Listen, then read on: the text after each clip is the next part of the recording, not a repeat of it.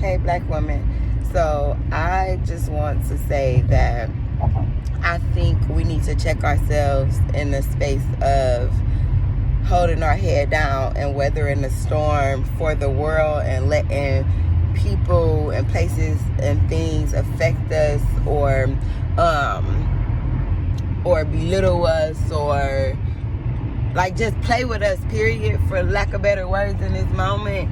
But then having this authority at home where it's like, you can't play with me, you can't disrespect me, you can't. It's like we hold our family, our friends, our kids to this certain standard about how they have to talk to us, how they have to, what we will and won't accept from them, like removing ourselves from them. Like we're quick to cut our own mama off, but then we'll let our employer or let the kids' teachers talk to your kid, like all type of, like, we accept so many things from the world, from the outside world, and we bite our tongues because we don't want to be labeled as the mad Black woman, or we don't want the police called on us, or we don't want these. And I just want to say there's a way or a manner to conduct ourselves and still advocate for ourselves without losing our lives or losing our job or any of those things. Like, we got rights just like the next person. We're allowed to advocate for ourselves just like the next person.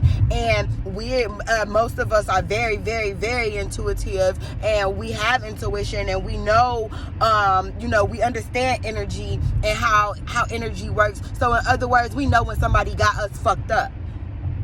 And we can't keep on just applying pressure or holding our family, our children, and everybody else to these standards, and when they got us fucked up, but accepting whatever from the kids' schools, or accepting whatever from the employer, or accepting whatever from customers. Like, this shit apply on every level.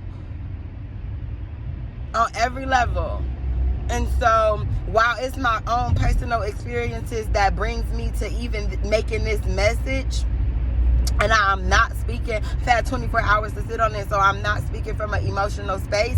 This is my accountability message. Black woman, I'm holding you accountable just like I'm holding myself. There's a way to conduct yourself. There's a way to advocate, and there's a way to stand up for you and your whole family without losing your temper, without losing your cool, or any of those things. You can articulate your words and things of that nature. You can set goals and objectives. You can have consequences to people's decisions you can have you can create consequences, or you can have consequences for people's decisions, but it does not have to be physical violence. It doesn't have to be it don't have to be you punching somebody in their face, or, shooting them, or any of those things because they did something that they know and everybody else know was out of pocket. It doesn't have to be that. There's other ways to identify the issue, create objectives, know a goal, and, collectively create a solution.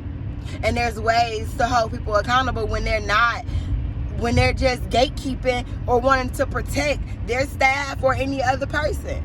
There's ways to do that.